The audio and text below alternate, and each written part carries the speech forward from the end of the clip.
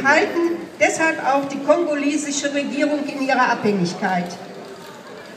UN-Fahrzeuge sind daran beteiligt, das seltene Coltan aus dem Kongo ins Nachbarland Ruanda zu schmuggeln. Ruanda gilt inzwischen als der größte Exporteur von Coltan, obwohl es diesen Rohstoff in dem Land überhaupt gar nicht gibt. Die Massenvergewaltigungen dienen als Kriegswaffe, um die Frauen zu schänden, zu demoralisieren und den Widerstand des kongolesischen Volkes zu brechen. Aber die Frauen sind nicht nur Opfer, sondern kämpfen auch ums Überleben. So gingen 2009 ein paar hundert Vergewaltigungsopfer auf die Straße. Im nächsten Jahr ist daraus der Weltfrauenmarsch mit 20.000 Teilnehmerinnen geworden.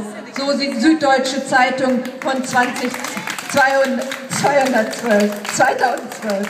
Und im Oktober 2010 zogen in Bukavu im Ostkongo wieder 20.000 Frauen auf die Straße und forderten den Stopp der Vergewaltigungen und das Ende des Krieges. So eine Internetmeldung. Auch wir wollen nicht länger tatenlos zuschauen.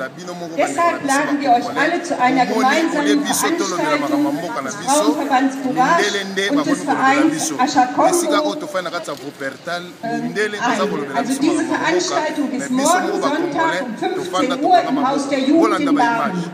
Mit Vorträgen klären wir über die Hintergründe auf, machen Mut zur Veränderung und entwickeln